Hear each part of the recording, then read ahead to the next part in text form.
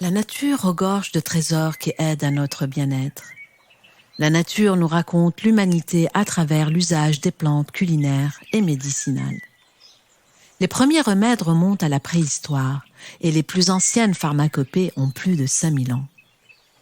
La phytothérapie est une sagesse ancestrale intimement liée aux guérisseuses, des sorcières botanistes qui connaissaient d'instinct et d'intuition les pouvoirs des plantes et détenaient des savoirs uniques face aux maux et à la maladie.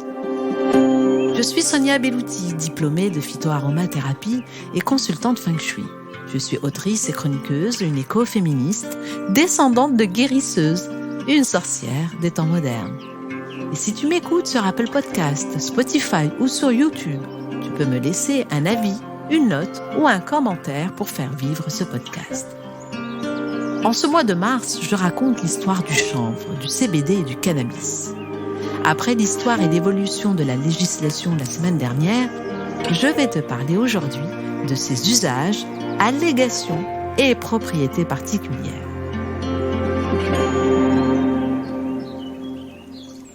Dans l'épisode précédent, j'ai évoqué l'histoire et la législation du cannabis en France et dans le monde. Pour entamer ce nouvel épisode, je prends un instant pour me pencher sur les usages médicinaux et rituels de cette plante au fil des âges. Un petit peu de botanique pour commencer. Le cannabis, également appelé chanvre indien, est originaire de l'Inde et son nom botanique est Cannabis sativa ou indica. Cette grande plante herbacée annuelle produit une graine brune et ovoïde nommée chenevis, qui, par extraction à froid, donne une huile dépourvue de molécules psychotropes. Ces tiges, appelées chenevotes, la partie centrale, donnent des fibres. Le chanvre est capable de s'adapter à des environnements très différents et de modifier la synthèse de ses principes actifs en fonction de son ensoleillement. Lorsqu'il est bien exposé au soleil, le cannabis produit des substances psychotropes, tandis qu'en zone tempérée, plus fraîche, il fournit des fibres de qualité pour la fabrication de textiles. L'introduction du cannabis en France remonte à l'expédition napoléonienne en Égypte et fait suite à la colonisation de l'Inde par l'Angleterre. D'ailleurs, j'ai une petite anecdote à te raconter à ce sujet. Les armées de Napoléon avaient rapporté d'Égypte des graines de chanvre. C'est une histoire de mauvaises graines d'ailleurs, je dirais même stupéfiante. Les graines égyptiennes produisaient de piètres cordes, elles étaient de très mauvaise qualité concernant les fibres textiles, mais faisaient planer les armées. Parce que très ensoleillées en Égypte, très exposées au soleil, elles produisaient plus des molécules psychotropes. On retrouve des traces de fibres de chanvre en Égypte, au Turkestan, en Turquie et en Chine dès 4000 ans avant Jésus-Christ. Les Assyriens, les Scythes et les Arabes ont utilisé la résine de chanvre brûlée comme encens pour profiter de ses propriétés enivrantes très appréciées. Au VIe siècle avant Jésus-Christ, en Inde, le chanvre est présenté comme une plante sacrée qui apportait la santé et éloignait le mal. En médecine ayurvédique, le cannabis est prescrit contre la fièvre, la dysenterie, l'insomnie et les maux de tête. Au Ve siècle avant Jésus-Christ, en Chine, le chanvre faisait partie des pratiques chamaniques. Il était mélangé au ginseng. C'est une plante adaptogène millénaire. Ce mélange aidait à prédire l'avenir et à avoir des visions. Dioscoride, dans la médecine grecque antique, utilisait ces feuilles pour agir sur les douleurs ORL, les douleurs des oreilles en particulier, alors que Démocrite associait le chanvre, la myrrhe et le vin pour provoquer des visions. Dans la médecine arabo-persane au Xe siècle, au Moyen-Âge, au contraire, on dit que le cannabis entête et fait baisser la vue. Peut-être parce que le cannabis est classé comme une substance intoxicante et par conséquent, sa consommation était interdite en islam car considérée comme étant nocive pour la santé. Après cette période, le chanvre était essentiellement produit pour la fabrication textile, en Inde et ailleurs. Dans l'épisode précédent, je te parlais des grandes conquêtes et de l'utilisation du chanvre pour le cordage maritime ainsi que les toiles des bateaux et des voiliers. Et donc, à partir de cette période, on oublia ses effets psychotropes jusqu'au XVIe siècle, période à laquelle le chanvre est parvenu en Europe grâce aux Anglais et au comptoir indien sous le règne d'Élisabeth Ier. La reine Victoria, près de 3 siècles plus tard, consommait régulièrement du cannabis comme antalgique au moment de ses douleurs périodiques. Cazin, médecin français du XIXe siècle, appliquait l'huile de chanvre sur les seins pour réduire la lactation, alors que la résine et la teinture mère avaient des propriétés antalgiques, calmantes et stupéfiantes utiles dans les affections douloureuses et les manifestations anxieuses et nerveuses. Les résultats étaient aussi très variables puisqu'elles dépendaient des récoltes et de l'exposition solaire. Au XXIe siècle, l'usage médical du cannabis sativa demeure toujours un sujet controversé. C'est légalisé dans certains pays, pas dans d'autres. Et en France, c'est encore à l'étude jusqu'à la fin du mois. Je voudrais maintenant aborder avec toi le système endocannabinoïde, communément appelé SEC, SEC. C'est un sujet un petit peu plus ardu que d'habitude, un petit peu plus scientifique aussi, mais je tenais à te l'apprendre et te l'expliquer. Et j'espère assez vulgarisé pour que tu le comprennes simplement. Le système endocannabinoïde, ou SEC, est un système de communication complexe présent chez tous les mammifères, donc présent chez les êtres humains. Sa découverte remonte à environ 30 ans, lors de l'étude des composés de la plante Cannabis sativa, en particulier autour des molécules de THC et de CBD.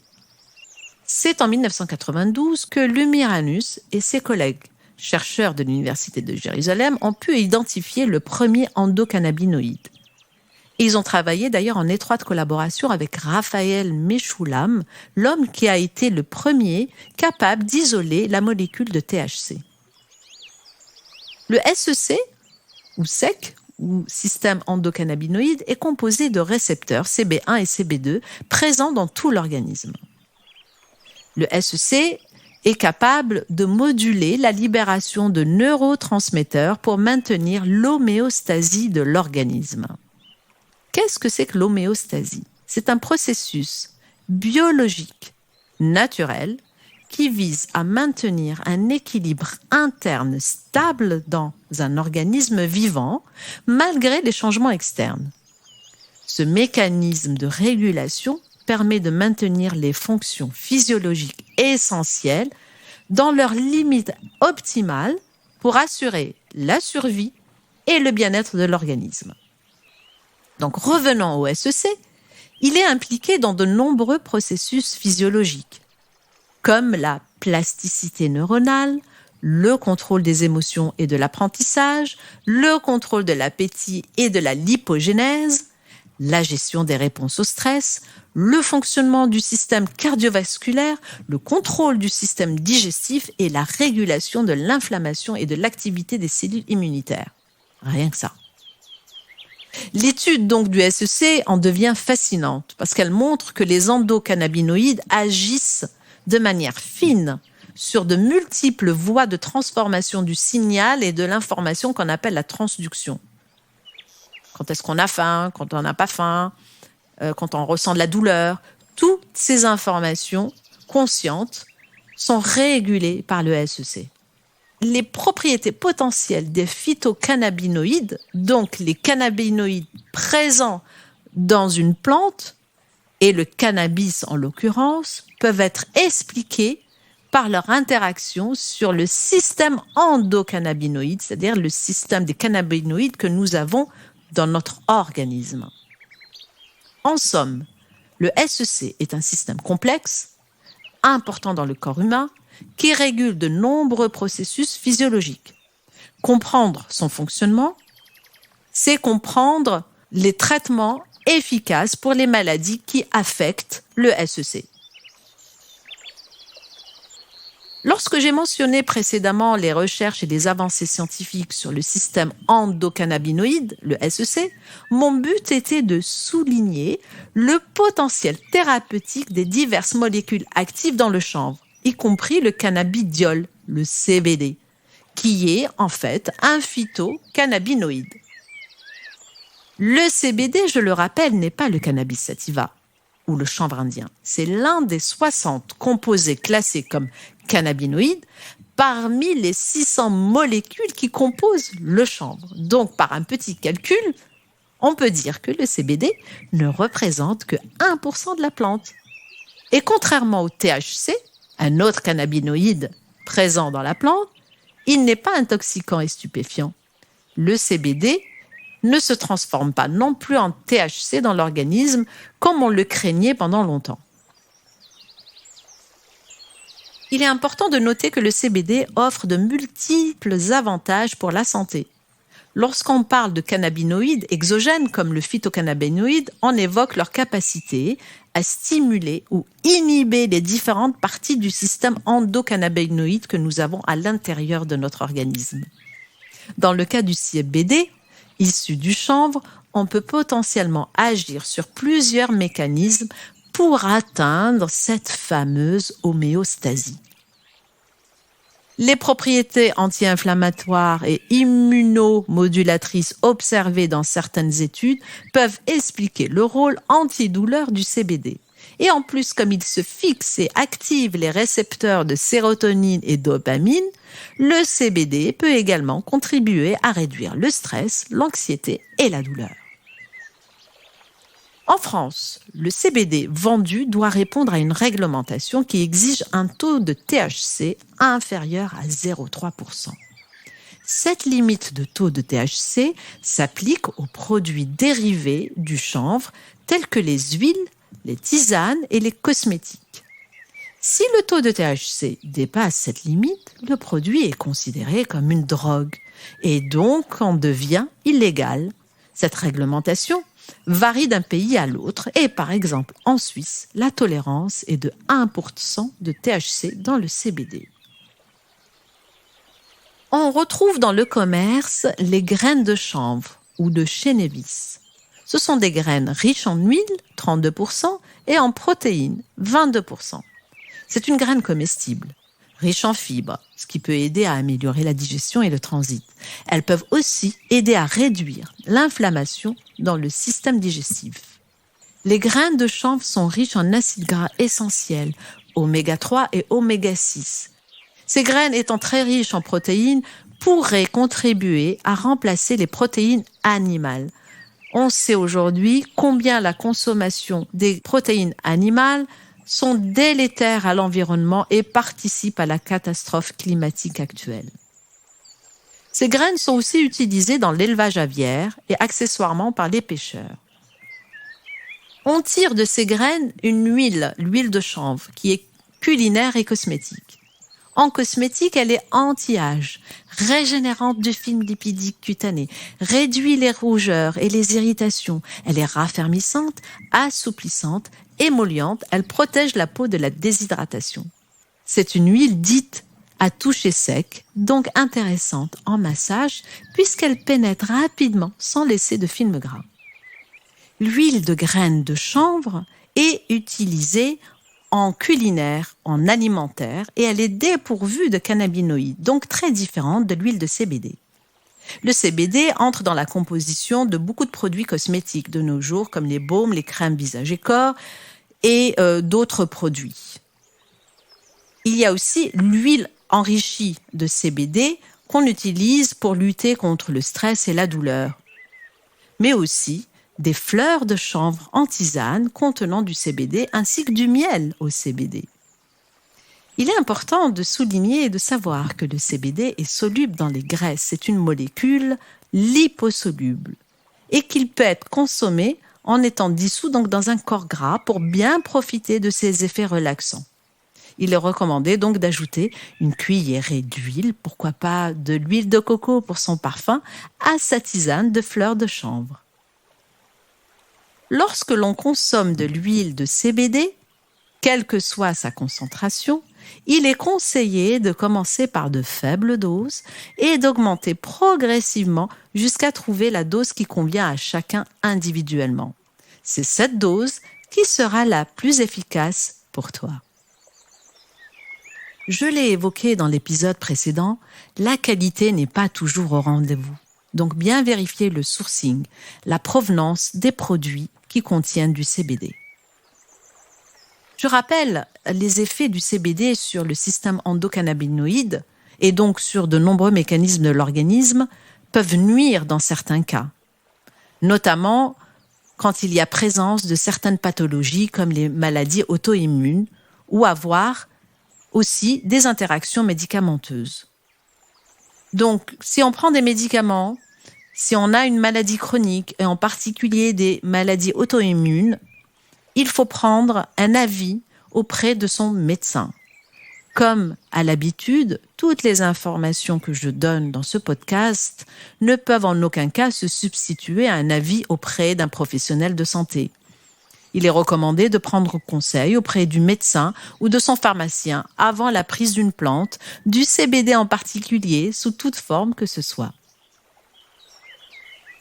La fibre de chanvre pour le textile est une fibre naturelle la plus solide qui soit. Elle protège 100% des UV, elle est antibactérienne et thermorégulatrice et 4 fois plus solide que le coton. La culture du chanvre est écologique puisque cette plante contribue à la dépollution des terrains et nécessite peu d'eau comparée à la culture du coton qui, en dehors de la filière bio, est une catastrophe en plus dans l'usage de pesticides, herbicides, engrais de synthèse. Le chanvre entre aussi dans les matériaux de construction. Il est utilisé dans la fabrication du béton de chanvre. C'est un matériau de construction écologique et durable, composé de fibres de chanvre qui viennent de la chenevotte, de la partie centrale de la tige donc de chanvre, de chaux et d'eau. Il est souvent utilisé pour la construction de murs, de planchers ou de toitures. Le chanvre est un bon isolant qui possède de bonnes qualités thermiques, mais son atout majeur réside dans la régulation de l'humidité ambiante. Le chanvre est une matière hautement durable, respectueuse de l'environnement car il est produit à partir de ressources renouvelables et sa production nécessite moins d'énergie que la production de béton traditionnel qui est à base de ciment et qui a besoin de beaucoup de sable. Et aujourd'hui, on sait qu'on épuise le sable de nos écosystèmes. En France, la culture du chanvre doit avoir une teneur de THC inférieure à 0,3%, en cohérence avec les règles relevant de la politique agricole commune ou européenne. Ces règles sont entrées en vigueur le 1er janvier 2023, donc c'est très récent. Les variétés de plantes autorisées sont les variétés inscrites au catalogue commun des variétés des espèces de plantes agricoles ou au catalogue officiel des espèces et variétés de plantes cultivées en France. Seuls des agriculteurs, au sens de la réglementation européenne et nationale en vigueur, peuvent cultiver des fleurs et des feuilles de chanvre en France. Donc tu ne peux pas les cultiver au fond de ton jardin. Toujours pas. En conclusion, tu l'auras compris, le chanvre est multimillénaire, multivertu et multi-usage. De la nourriture à la construction en passant par les médicaments, la beauté et le bien-être. Tout cela avec un faible impact écologique. Le chanvre avec la spiruline sont peut-être l'avenir de l'humanité, qui sait. Et pour reprendre les propos de Vincent Lartisien, fondateur de Chanvre Atlantique, je crois que le chanvre a le potentiel de nous sauver. Merci pour ton écoute jusqu'ici et merci pour ta fidélité. Si tu as aimé ce rendez-vous et si tu souhaites ne manquer aucun des prochains épisodes, tu peux me suivre sur mon compte Instagram, conteuse végétale sorcière en herbe le podcast. Tu y trouveras des recettes et des conseils à base de plantes que tu peux partager autour de toi bien sûr, mais surtout un lien d'abonnement à la newsletter de Sorcière en herbe pour ne manquer aucun épisode et recevoir des contenus exclusifs destinés uniquement aux abonnés. Et si tu m'écoutes sur Apple Podcast ou Spotify, pense me laisser 5 étoiles pour nourrir et faire grandir cette émission. Je te donne rendez-vous au prochain numéro. À bientôt!